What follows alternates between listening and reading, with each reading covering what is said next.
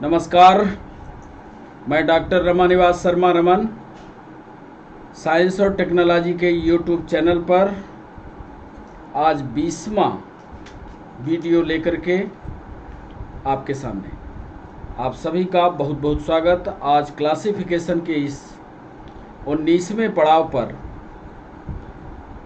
आज हम वर्टिब्रेटा के क्लासिफिकेशन का प्रथम पार्ट यानी पाइसेस मछली का वर्गीकरण आपको समझाएंगे। आपके स्क्रीन पर जैसा आप देख पा रहे हो पाइसेस दिख रहा है।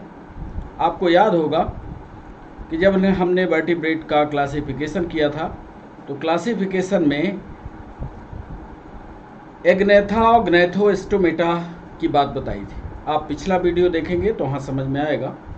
एग्नेथा में हमने साइक्लोस्टोमेटा को शामिल किया और ग्नैथोस्टोमेटा में फिर हमने एक तरफ जो पानी में पाए जाने वाले जीव थे उनको शामिल किया और एक तरफ या जिनके पास फिन्स थे और एक तरफ ऐसे जानवरों को शामिल किया जो 4 पैर वाले थे।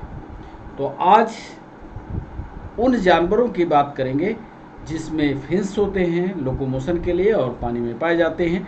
तो आज बारी है फिशेस की यानी मछलियों। कैसे इसका क्लासिफिकेशन हुआ, इस बात को स्पष्ट करने के लिए 10 से 12 पॉइंट जो आपकी परीक्षा में पूछे गए हैं और पूछे जाएंगे आगे की परीक्षा में, उसको हमने शामिल किया है। तो आइए शुरुआत करते हैं पाइसेस की।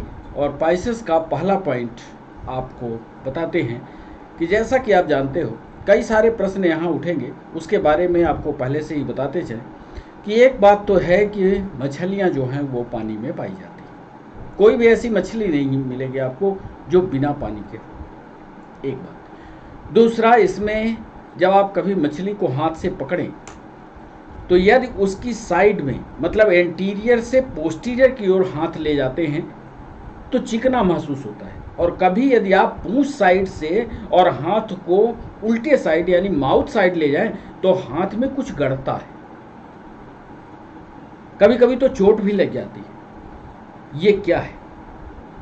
क्या इसके शरीर में कुछ ऐसी विशेष रचना है? आज इन्हीं सब की बात होगी। इसके अलावा कौन सी ऐसी रचना है जो इसको चलने में मदद करती है? इसके हार्ट की क्या विशेषता होगी, इस पर बात करेंगे। इस पर सवाल भी पूछा गया और इस पर बात करेंगे कि क्या इतनी ठंड में जब हम लोगों को ठंड महसूस होती है तो हम लोग गद्दे का रजाई का इस्तेमाल करते हैं। ये भी जीव हैं, क्या इनके लिए भी भगवान ने या प्रकृति ने घर बनाया है? इस विशेष संरचना को या विशेष व्यवस्था को क्या कहते हैं, इस पर बात करेंगे। इसके अलावा इसके क्लासिफिकेशन में 2 प्रमुख ग्रुप बांटे गए जिनका नाम हम आपको बताएंगे, कॉन्ड्रियोथीस और ऑस्टियोथीस। कौन सी ऐसी विशेष रचना है जिसके कारण मछलियाँ नीचे तालाब में गहराई में चली जाती हैं? क्या उनके ऊपर प्रेशर नहीं पड़ता होगा पानी का? ये भी कॉम्पिटिटिव सवाल होगा आज। यदि आपने मछलियों को खाया होगा तो कुछ मछलियाँ ऐसी आपको मिलती होंगी जिसमें हड्डियाँ मिलती होंगी और कुछ मछलियाँ ऐसी होती होंगी जिसमें आपको हड्डियों नहीं मिलती होंगी। इसी के आधार पर वर्गीकरण करेंगे और नाम तो कई आपको मिलेंगे। जैसे आपको याद होगा हमने स्टार फिश नाम दिया है, लेकिन वो एकाइनोडर्मेटा की सदस्य थी। सत्य मछली कौन सी होगी? तो आपको यदि स्टार फिश नाम आता है तो कभी उसको ट्रिक मत करिएगा, क्योंकि वो मछली नहीं है, वो एकाइनोडर्मेटा का सदस्य है। मछली के जो सदस्य होंगे उनका विवरण करेंगे और सेशन के अंत में जब हम MCQ का सेशन लाएंगे तो 8 सवाल आज आपसे पूछेंगे। यदि आपने पिछले के जितने भी वीडियोज हैं, यदि सभी 18-19 वीडियोज को आपने पढ़ा होगा तो ये ऑब्जेक्टिव भी सवाल आपसे बनेंगे। यदि आपने नहीं पढ़ा होगा तो उन 19 वीडियोज को पढ़ लीजिएगा, तो फिर इन ऑब्जेक्टिव्स को करिएगा। तो चलिए शुरुआत करते हैं फिशेस से या मत्स्य वर्ग से, और पहला लक्षण मत्स्य वर्ग का लिखते हैं। पहला लक्षण है पाइसेस, लिख लेते हैं।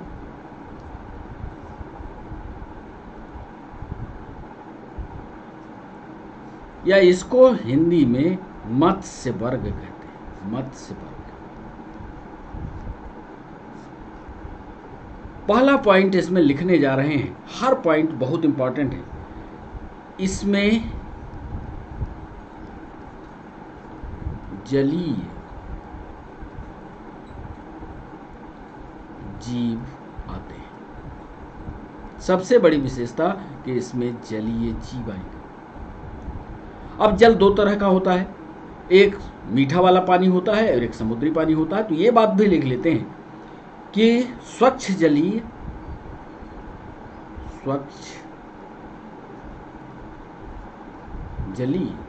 तथा लवणीय जीव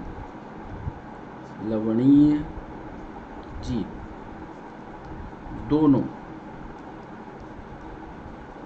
इसमें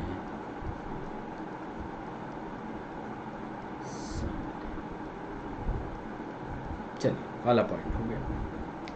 अब जो हमने उदाहरण आपको बताया, ये ऑब्जेक्टिव में पूछा गया कि मछली के ऊपर सुरक्षात्मक आवरण के रूप में कुछ होता है क्या।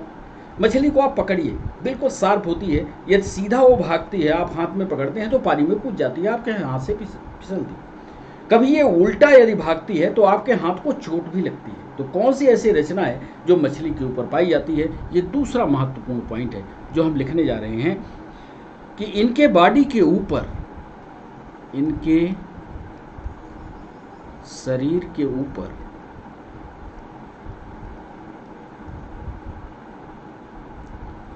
कंटक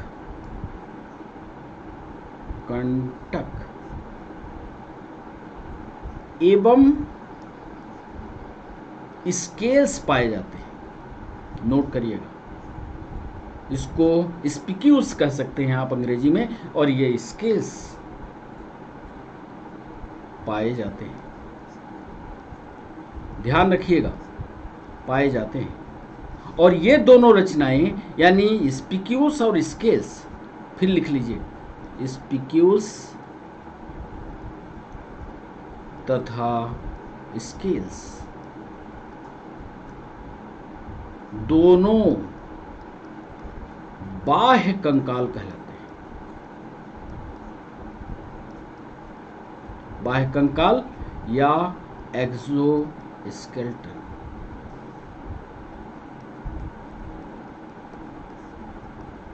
अब यदि इसी बीच में हम आपसे पूछ दें कि यह बताइए कि बाह्य कंकाल आपके शरीर में कौन सा है, आप तुरंत जवाब दोगे हेयर्स जो है और नेल्स, ये हमारे बाह्य कंकाल हैं। इसी तरह से मछलियों में दो चीज़ें बाह्य कंकाल के रूप में होती हैं, एक कंटक होता है, एक स्केल्स होता है। स्पिक्यूल्स या स्केल्स कहते हैं, ये शरीर के बाहरी भाग पर होते हैं। बहुत महत्वपूर्ण पॉइंट है। तीसरा महत्वपूर्ण पॉइंट जो अब लिखने जा रहे हैं,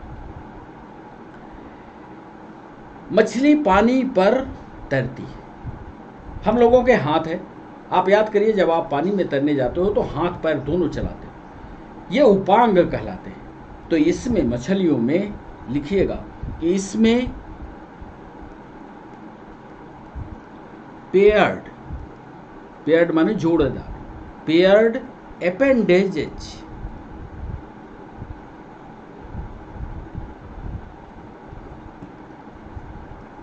जोड़ी युक्त उपांग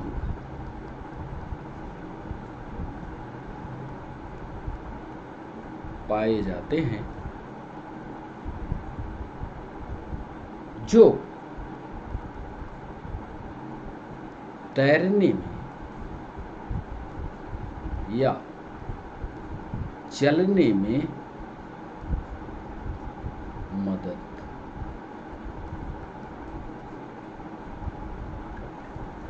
तो तीन महत्वपूर्ण पॉइंट हमने प्रीसीज मत्स्य वर्ग के पहले पेज में आपको बताया कि इसमें जलीय जीव आएंगे। वो जल दोनों तरह का होता है, फ्रेश वाटर हो सकता है, मेराइन वाटर हो सकता है।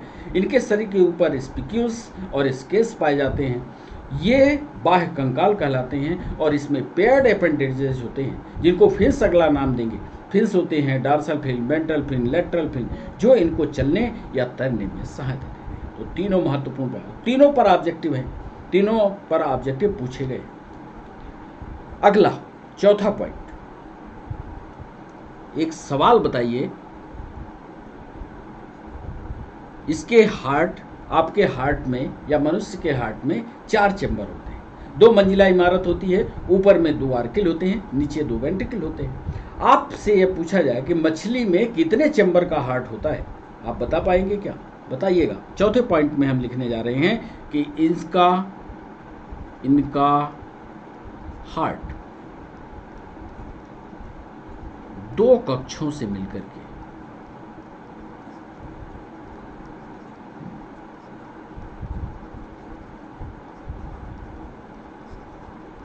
बना होता है। चलिए, एक बात तो ये है कि पानी में रहते हैं, इनमें श्वसन या रेस्पिरेशन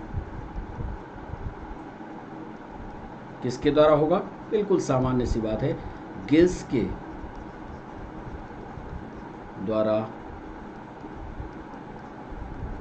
के द्वारा होता है, जो पानी में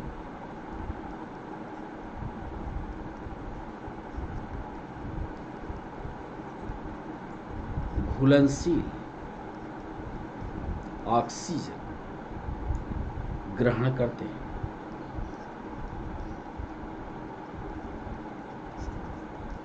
ऐसा नहीं कि वहां वो सांस लेते, ये पानी में घुलनशील ऑक्सीजन को ग्रहण करते हैं और वही ऑक्सीजन जो है इनकी सप्लाई में जाती है, तो सांस नहीं लेते। गैस में वाटर सप्लाई होती है और जो पानी में घुला हुआ ऑक्सीजन होगा, मान लीजिए आपने किसी मछली को ऐसी जगह में रख दिया जिसमें ऑक्सीजन कम मात्रा में घुली है, थोड़ी देर बाद मछली जो है मर जाएगी। आपने एक्वेरियम में देखा होगा, एक्वेरियम के अंदर ऑक्सीजन की सप्लाई कंटिन्यूअस की जाती है, पानी को में ऑक्सीजन को घोला जाता है। छठवां महत्वपूर्ण पॉइंट, यह सवाल यूपीएससी में पूछा गया। छठवां, मछलियों में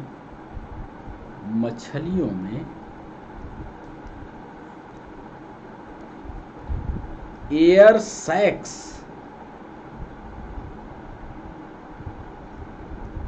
या बाइकूपिकाएं इसको कह लीजिए, और इसका कायदे से नाम स्विम ब्लैडर होता है।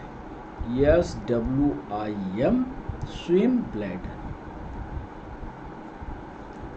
इस नाम से भी हो सकता है, लेकिन हाँ, ये हवा भरने का काम करती है। मछलियों में एयर सैक्स या स्विम ब्लैडर पाए जाते हैं। इनके सब के चित्र हम आगे आपको चित्र में दिखाएंगे, आप चिंता मत करिए, पहले यहाँ पढ़ लीजिए, आगे के पन्नों में हम आपको दिखाएंगे कि स्विम ब्लैडर होता कहाँ है और काम क्या करता है। मछलियों में एयर सैक्स, स्विम ब्लैडर पाए जाते हैं।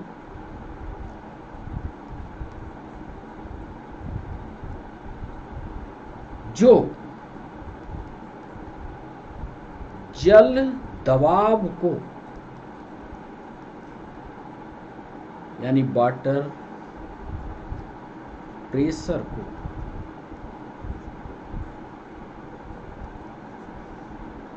कंट्रोल करते हैं। अब मान लीजिए मछली जो है बिल्कुल जमीन में या पानी में तली में चली गई, इतना सारा पानी ऊपर भरा है, तो कैसे उस पानी के प्रेशर को वो झेलेगी, इसके लिए एक विशेष अंग पाया जाता है जिसे स्विम ब्लैडर कहते हैं, जो जल के दबाव को कंट्रोल करते हैं। आगे इसी में लिख लेते हैं, तथा जल की गहराई में,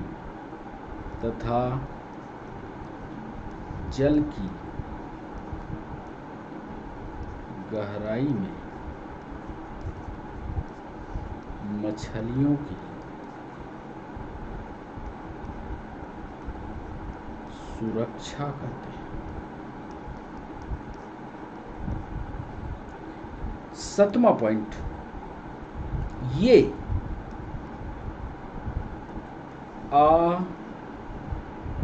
अनियत तापी, या अंग्रेजी में इसको कहते हैं कोल्ड ब्लडेड। ये अनियत तापी या कोल्ड ब्लडेड जीव होते हैं। पहले लिख लीजिए, अभी समझाते हैं।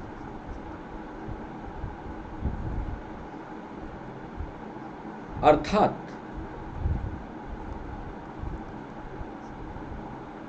अपने शरीर का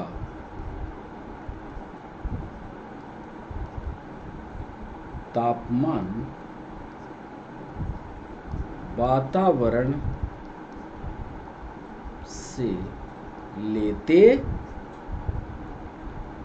और देते। मान लीजिए मछली पानी में है, अचानक ठंड बढ़ गई तो क्या करेगी मछली? उस अचानक ठंड को देखते हुए अपने शरीर के अनुसार जैसे ठंड बढ़ेगा अपने शरीर उस ठंड को मेंटेन करने के लिए अपने अंदर के तापमान को बढ़ा ले, यानी कोल्ड ब्लडेड है, अनियमित तापी, कोई फिक्स नहीं है। जैसे हम लोगों के पेट के अंदर एक डेफिनिट टेम्परेचर है, वो डेफिनेट टेम्परेचर पर हमारा डाइजेशन होगा, रेस्पिरेशन होगा, जितनी मेटाबॉलिक रिएक्शन है वो सब होगी। तो हम लोग के अंदर नियत ताप है, फिक्स ताप है, या इनका ताप जो है अनियत है। जैसा वातावरण किया वैसे इनने अपने आपके अंदर के वातावरण को ढाल दिया। ऐसे जीव जो वातावरण के ताप के अनुसार अपने आप के ताप को मेंटेन करे वो सभी अनियमित ताप या कोल्ड ब्लडेड जीव कहलाते हैं। अब देखिए हम लोग अड़ियल हैं, नियत तापी हैं। नियत तापी माने वार्म ब्लडेड हैं, गर्म खून वाले हैं। हम लोग अड़ जाते हैं प्रकृति से, कहते हैं तुम ठंड करोगे हम रजाई में घुस जाएंगे, लेकिन हम टेम्परेचर अपना घटाएंगे नहीं। तो क्या इसके पास रजाई होती है? क्या मछली, मेढक या छिपकली के पास रजाई है? नहीं है। आपका जवाब आएगा जिनके पास आप रजाई गद्दा मत देखना, उनको कह देना कि ये कोल्ड ब्लडेड एनिमल्स, तो ये अनियमित तापी होते हैं। यही इसका उदाहरण भी चाहें तो हम लिख सकते हैं कि मछली, क्या इसके पास रजाई होती है? नहीं होती। मेढक के पास नहीं होती, छिपकली के पास नहीं होती। तो ये 3 उदाहरण तो हम लिख ही सकते हैं, प्रमुख उदाहरण। तो इस पेज पर हमने आपको 4 बातें बताई कि इनका हार्ट 2 चैम्बर होगा, इसमें रेस्पिरेशन गैस के द्वारा होता है, पानी में घुलनशील ऑक्सीजन ग्रहण करते हैं, मछलियों में एयर सैक्स या स्विम ब्लैडर पाए जाना, ये मछलियों की पहचान है जो वाटर प्रेशर को मेंटेन करता है, तैरने में भी मदद करता है, शरीर को हल्का रखता है। ये अनियमित तापी होती है, यानी कोल्ड ब्लडेड जीव होते हैं। ये बाहर के वातावरण के अनुसार अपने शरीर के अंदर के टेम्परेचर को बदलते रहते हैं, इसलिए अनियत तापी, फिक्स तापमान नहीं, माने नहीं, नियत तापमान माने फिक्स टेम्परेचर। चलिए 8वें पॉइंट पर आपको लिए चलते हैं। बड़े इंपॉर्टेंट पॉइंट है, सभी आपको याद रहने चाहिए। स्पाइसेस को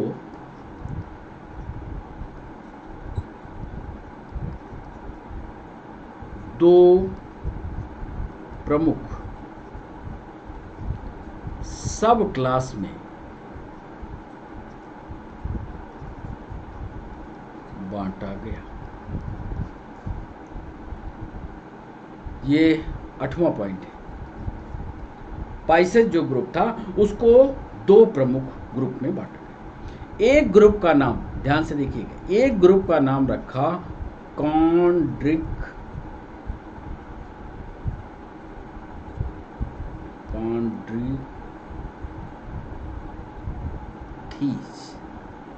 ये आप इसके पहले वाला वीडियो देखेंगे तो 2 शब्द हमने लिखा था, कॉन्ड्रिक्थीज, और दूसरा लिखा ऑस्टियोथीज।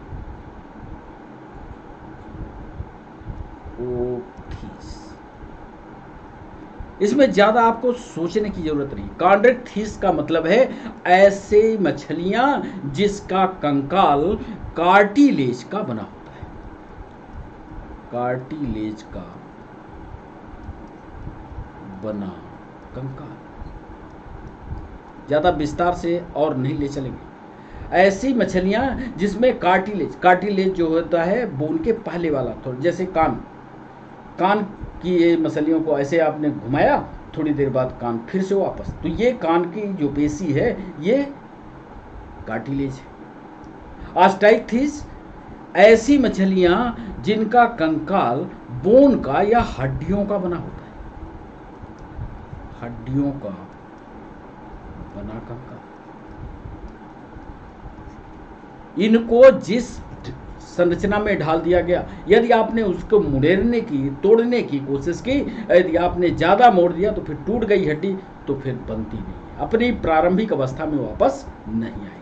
तो दो पीसेस के सब क्लास कर दिए गए कि ऐसी मछलियाँ जिनको मोड़ तोड़ करने पर फिर से अपनी प्रारंभिक स्थिति में आ जाए, और ऐसी मछलियाँ जो हड्डियों के बने कंकाल से होती हैं, यदि उनको एक बार तोड़ दिया जाए तो फिर टूट जाती हैं, ऑस्टाइक्थिस में आएगी। एक बार कॉम्पिटिटिव एग्जाम में सवाल पूछा गया कि ऐसी कौन सी मछलियाँ हैं जो कॉन्ड्राइक्थिस में आती हैं, ऐसी कौन सी मछलियाँ हैं जो ऑस्टाइक्थिस में आएंगी, जिनके कंकाल हड्डियों के बने होंगे। ध्यान से सुनिएगा, जिनके कंकाल हड्डियों के बने होंगे। आप लोग यदि कभी मछलियों को खाते होंगे तो कुछ मछलियों में हड्डी मिलती, कुछ मछलियों में हड्डी नहीं मिलती। जिनमें हड्डी नहीं मिलती दैट इज कॉन्ड्राइक्थिस, और जिनमें हड्डी मिलती है दैट इज ऑस्टाइक्थिस या बोनी फिशेस कहलाते। बस इतना आपको जानना है। यहाँ पर हम सिर्फ उदाहरण शामिल कर देते हैं कॉन्ड्राइक्थिस में कौन कौन सी मछली आती है। तो यहाँ उदाहरण के रूप में आप लिखिएगा, उदाहरण लिखिएगा, जैसे स्कालियोडान, स्कालियोडान, या इसी को डॉग फिश भी कहते हैं, डॉग फिश भी कहते हैं। एक उदाहरण बताया। एक प्रिस्टिस, प्रिस्टिस, इसको आरा मछली भी कहते हैं, आरा मछली। इसका मुंह जो है आरी जैसा होता है, आरा मछली। एक है स्फाइरना, स्फाइरना, और इसको, इसका जो हेड वाला हिस्सा होता है हथौड़े जैसे होता है, तो इसको लिखेगा hammer headed fish, hammer headed fish. चूंकि आपके कॉम्पिटिटिव एग्जाम में 3 को ही पूछा है कि इसमें से कौन सी कार्टिलेजिनस है, कौन सी बोनी है, तो इसीलिए हमने तीनों को शामिल कर दिया। स्कालियोडान डॉग फिश, प्रिस्टिस आरा मछली, स्फाइरना या हैमर हेडेड फिश। चलिए हड्डी वाली मछली के उदाहरण को लिख लेते हैं। इसके प्रमुख उदाहरण हैं रोहू, इसको तो आप देखे होंगे, कतला, कतला, कतला, इसको देखा होगा। एक मछली ऐसी है जो पेड़ में चढ़ती है, या मान लीजिए नदी तालाब में पेड़ है, छोटा मोटा भी है तो उसमें चढ़ जाती है, उसको क्लाइंबिंग फिश के नाम से भी जानते हैं, क्लाइंबिंग, क्लाइंबिंग पर्च,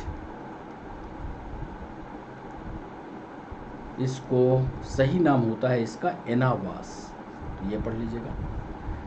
और एक बहुत महत्वपूर्ण है जिसको कहते हैं समुद्री घोड़ा। देखा होगा आपने चित्र, नहीं देखा होगा तो हम चित्र में दिखाएंगे। इसको कहते हैं हिप्पोकैम्पस।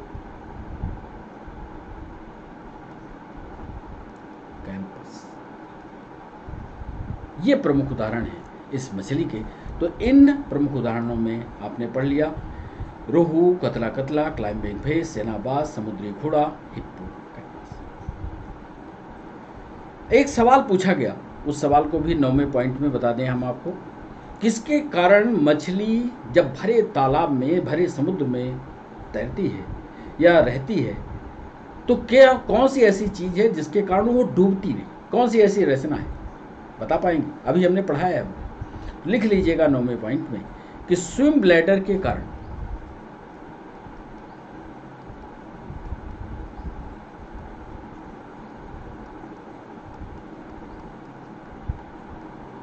पानी में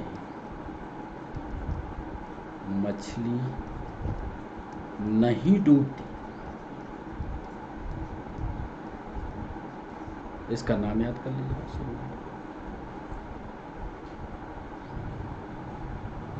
एक और महत्वपूर्ण पॉइंट जो पूछा गया 10वें पॉइंट में लिखने जा रहे हैं कि कार्टिलेजिनस जो मछली होती है, कार्टिलेजिनस फिश यानी डॉग फिश यानी स्कालियोडान, कार्टिलेजिनस फिश में ये बताओ एक्सोस्केलेटन या बाह्य कंकाल होगा कि नहीं होगा? देखा है कुत्ता मछली, अभी हम दिखाएंगे आपको। उसके स्किन के ऊपर आपको क्या नहीं मिलेगा? स्पिक्यूल्स नहीं मिलेंगे, स्केल्स नहीं मिलेंगे। कार्टिलेजिनस फिशेस में स्केल्स अथवा एक्सोस्केलेटन नहीं होता।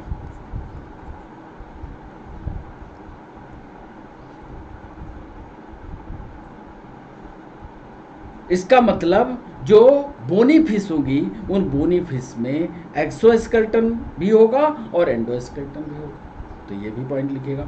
एक सवाल और पूछा गया जो लास्ट में लिखे देते हैं फिशेज में, कि यदि आपसे कभी ऑब्जेक्टिव में पूछा जाए कि ओरिजिनल फिश कौन सी है, उसमें ऑप्शन दिया हो dark fish, star fish, RAM fish, तो आप सत्य वाली मछली को बताइएगा कि डार्क फिश ही ओरिजिनल मछली है। लिख लीजिए डार्क फिश। कई बार ये पूछा गया है। डार्क फिश ट्रू फिश कहलाती है। लिख मत दीजिएगा कि स्टार फिश भी मछली, क्योंकि वो इकाइनोडर्मेटा का सदस्य है। तो इस पन्ने में हमने आपको 3 पॉइंट बताए कि फिशेज को 2 प्रमुख सब क्लासेस में बांटा गया, कॉन्ड्राइक थीज और आस्टाइक थीज। कॉन्ड्राइक थीज में एक ही विशेषता याद रखिएगा कि इसका जो एक्सोस्केलेटन होता है या कंकाल जो होता है ये कार्टिलेजिन का बना होता है, मतलब उतना हार्ड नहीं होता है। आस्टाइक थीज वाली जो मछलियाँ होती हैं वो उनका कंकाल जो होता है वो हड्डियों का बना होता है। इसके उदाहरण इस कार्टिलेजिनस के स्कालियोडॉन, प्रेस्टिस और स्पाइना है, जबकि आस्टिक थीज का क्लाइंबिंग पर्च है, कतला कतला है, रोहू है, ये सभी इसको उदाहरण है। एक सवाल में ये पूछा गया कि मछलियाँ जो है वो पानी में डूबती क्यों नहीं, तो याद रखिएगा मछलियाँ इसलिए नहीं डूबती हैं क्योंकि उनके पास स्विम ब्लैडर होता है। कार्टिलेजिनस फिश में स्केल्स और एक्सोस्केलेटन नहीं होता। इसके प्रमुख उदाहरण कार्टिलेजिनस फिश के बता ही चुके, कतला कतला रोहू है। Dark fish original true fish है। अब जितनी बातें इधर बताए हैं उन मछलियों को यह संरचनात्मक रूप से देखा जाए तो एक मछली को यदि आपसे संरचना में पूछा जाए तो ये वाला जो हिस्सा आप देख रहे हो ये आगे वाला हेड वाला रीजन है।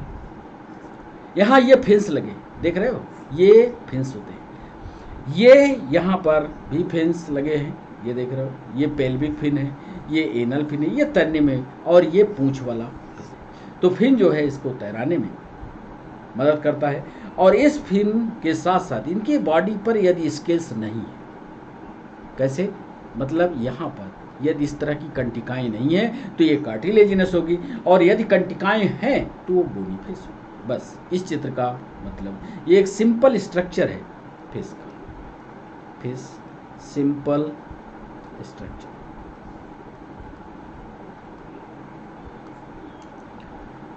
दूसरी बात हमने की कि एक विशेष रचना इनके बॉडी में होती है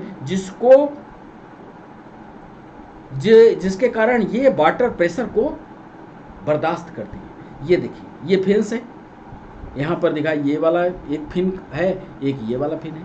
यहाँ पर जो आप ये कलर देख रहे हो ना, ये कलर, ये वाला, ये कलर, ये कहलाता है स्विम ब्लैडर।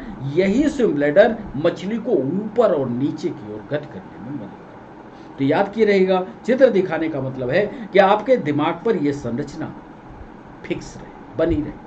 तो ये स्विम ब्लैडर होता है जो बॉडी के बीचों बीच स्थित होता है, ऊपर से और नीचे से प्रेशर को ये मेंटेन करता है। ये है ओरिजिनल फिश जिसको ट्रू फिश कहते हैं। लेकिन इसके बॉडी पर आप देखिए बाकी सब कुछ है, तैरने के लिए संरचनाएं बनी हुई हैं, लेकिन इसके बॉडी के ऊपर स्केल्स नहीं पाए जाते, इसीलिए स्कालियोडॉन ये कार्टिलेजिनस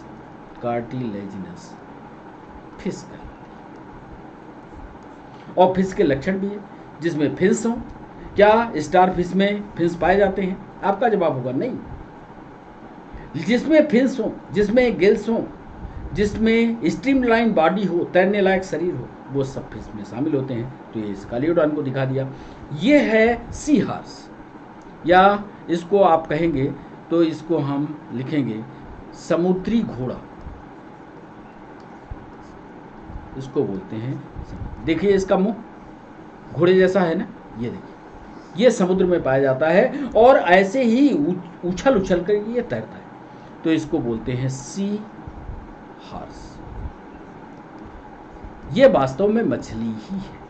बहुत लोग नहीं समझ पाते, बोलते हैं सी हार्स, ये तो मैमल होगा। नहीं, सी हार्स का मतलब है समुद्र में रहने वाला घोड़े जैसी रचना जो मछलियों के ही पार्ट में आती है, ये भी पानी में वहीं पाया जाता है, तो इसको सी हार्स कहते हैं। सी हार्स याद करिए, इसके बॉडी के ऊपर स्केल्स होंगे, कंटिकाएं होंगी कि नहीं होंगी, याद करिए, बताइए।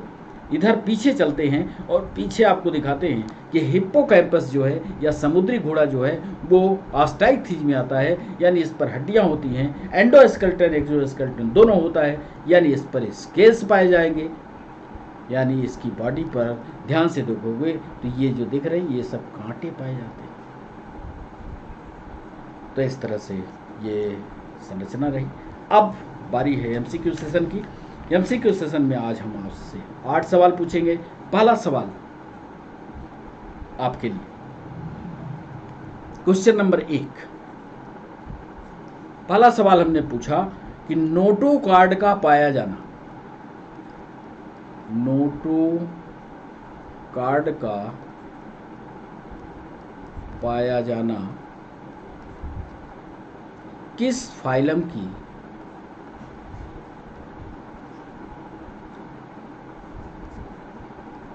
विशेषता है? ए कार्डेटा,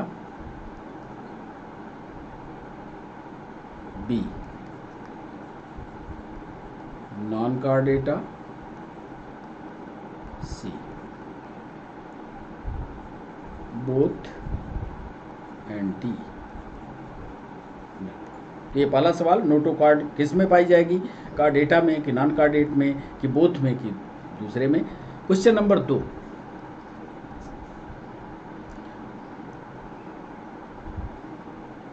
स्किन पर, स्किन माने त्वचा पर, स्किन पर स्पिक्यूल्स या कंटिकाउन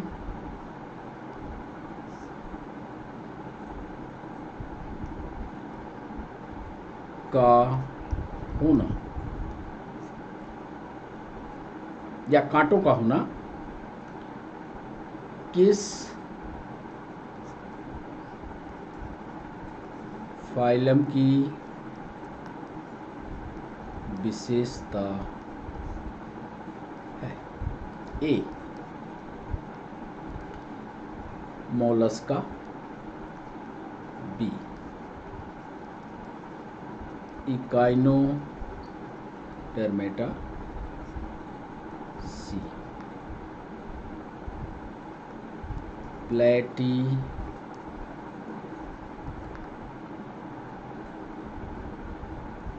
हेलमिंथेस एंड डी। तीसरा सवाल, इसको अच्छे से पहले समझिएगा। क्वेश्चन 3 जल्दी में उत्तर करेंगे तो गलत हो जाएगा। निम्न में से किस फाइलम के लार्वा, निम्न में से किस फाइलम के larva bilaterally symmetrical, bilaterally symmetrical यानी इसी को कहते हैं द्विपार्श्व सममित,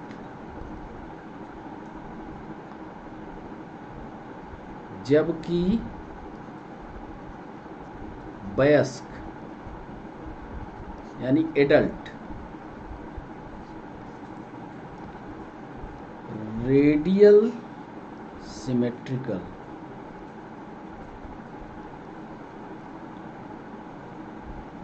यानी आरीय सममिति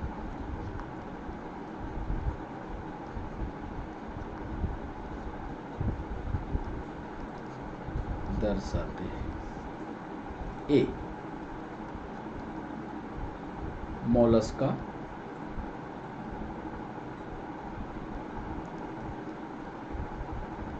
प्रोटोजोआ,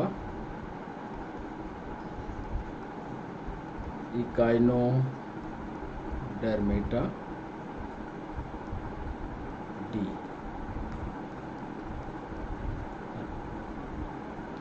चौथा सवाल लिखिएगा,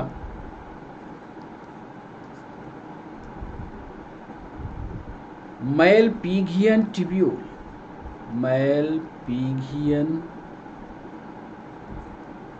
ट्यूब्यूल्स उत्सर्जी अंग के रूप में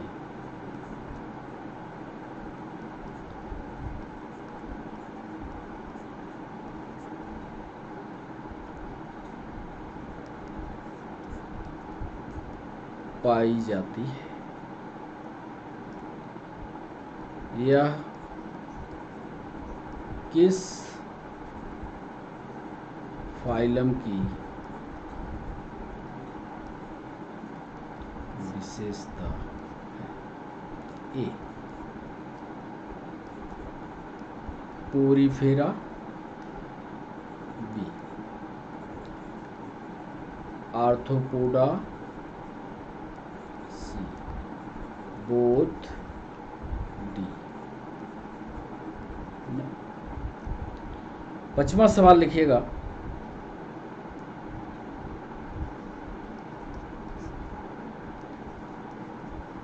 स्टारफिश किस फाइलम का सदस्य है? A pisces, B arthropoda, C echinodermata and D mollusc. छठवां सवाल लिखिएगा,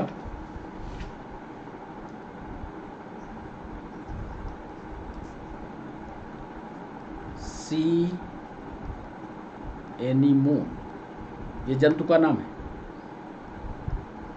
किस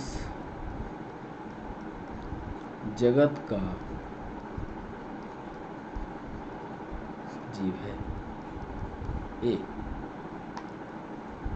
सीलेंटिरेटा,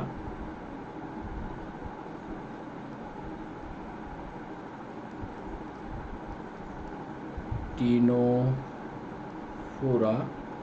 सी प्लेटी हेलमेंथिस एंड डी प्रोटोजोआ। सातवां सवाल,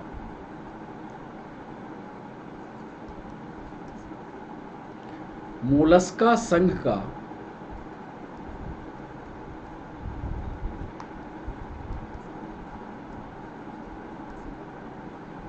नामकरण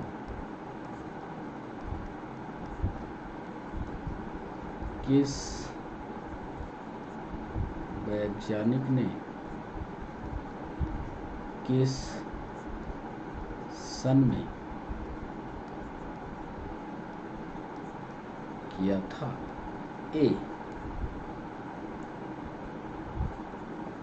Johansson Johan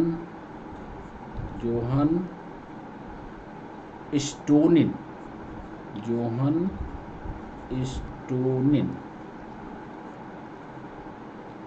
1650, B Johann Stonin 1651, C Johann Stonin 1653 and D Johann Stonin 1660। और आज के सेशन का बच्चों अंतिम सवाल, स्विम ब्लैडर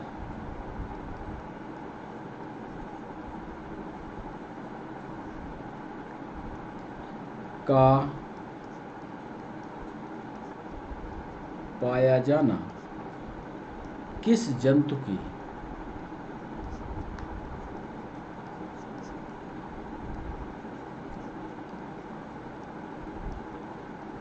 विशेषता है A, starfish B, dogfish C, hippocampus and D, pristis. Swim bladder अभी पढ़ाया है इसके पहले भी। स्विम ब्लैडर का पाया जाना किस जीव की विशेषता है? स्टारफिश की, डॉगफिश की, हिप्पोकैम्पस की, प्रिस्टिस की। किस में पाया जाता है? ये सवाल 8वें में बताना है। तो चलिए अब उत्तरों की ओर चलते हैं। पहले सवाल पर चलते हैं और पहला सवाल हमने पूछा, आप अपने उत्तर को चेक करिएगा। उत्तर जरूर कमेंट बॉक्स में हमें भेजा करिए। नोटोकार्ड का पाया जाना किस की विशेषता है? ये तो आप जानते हैं कि कार्डेटा के 3-4 प्रमुख लक्षण होते हैं। तो इसमें ए उत्तर इसका सही होगा। क्वेश्चन नंबर 2 में स्किन पर स्पिक्यूल्स या कंटिकाएं किस पर पाई जाती हैं? तो कांटे पाए जाते हैं इस फाइलम पर, न तो मोलस्का पर है, न प्लेटिहेल्मिन्थेस, न नन इकाइनोडर्मेटा पर। तीसरा सवाल हमने पूछा कि इस फाइलम में लार्वा बायलैटरल सिमेट्रिकल है, जबकि बैस्क जो है रेडियल सिमेट्रिकल हो जाता है। और ये हमने आपको विशेष रूप से पढ़ाया था, और ये भी लार्वा का नाम आपको दिखाया था। बाइपिन्नेरिया इसको बोलते हैं, इकाइनोडर्मेटा में पाया जाता है। चौथा सवाल हमने पूछा मेलपेजियन टिब्यूल सर्जी के रूप में पाई जाती है, और ये लक्षण है आर्थ्रोपोडा का। फिर 5वां सवाल स्टारफिश किस फाइलम का सदस्य है? तो ये भी इकाइनोडर्मेटा का सदस्य है। 6वां सवाल सी एनीमोन किस जगत का जीव है? तो याद करिएगा, यदि आपने पिछला वीडियो पढ़ा होगा तभी आपसे बनेगा। और उदाहरण हमने लिखाया है कि ये टीनोफोरा का सदस्य है। फिर मोलस्का शब्द का अध्ययन नामकरण किस वैज्ञानिक ने किया? जोहान स्टोनिन ने किया, ये तो पक्का है। सब के समय अलग अलग है, 1650, 1651, 1653, 1660। इसका सही जवाब है 1650 में, ये भी हमने पढ़ाया था। और आज के अंतिम सवाल में स्विम ब्लैडर का पाया जाना किस जंतु की विशेषता है? तो स्विम ब्लैडर पक्का है कि जो गहराई में फिश होगी, ऑस्टाइथिज में होगी यानी बोरी फिश होगी, तो इसमें से ये तो हो ही नहीं सकता। ये कार्टिलेजिनस फिश है तो ये नहीं हो सकता, ये कार्टिलेजिनस है तो एक बचता है, वो है समुद्री घोड़ा। तो समुद्री घोड़े में ये पाया जाता है। तो ये रहा आज का सेशन। कैसा लगा सेशन ये ज़रूर आप अपने कमेंट बॉक्स में बताइएगा। चैनल को सब्सक्राइब करना और लाइक करना मत भूलिए। पढ़िए, चैनल को सब्सक्राइब कीजिए। आपके यदि सवाल आते हैं तो कमेंट बॉक्स में हमें ज़रूर बताइए। कैसा लगता है सेशन ये ज़रूर लिखिए। क्या चाहते हैं आप पढ़ना ये हमें बताइए, तभी तो हम इसमें और निखार ला पाएंगे। तो बच्चों आज के लिए बस इतना ही। फिर नए सेशन के साथ एक दिन के अंतराल पर मिलते हैं आपसे। यह क्लास ठीक 6 बजे लाइव होगी। लाइव आप हमसे मिलिए, सवाल पूछिए। आज के लिए बस इतना। बाय बाय, नमस्कार।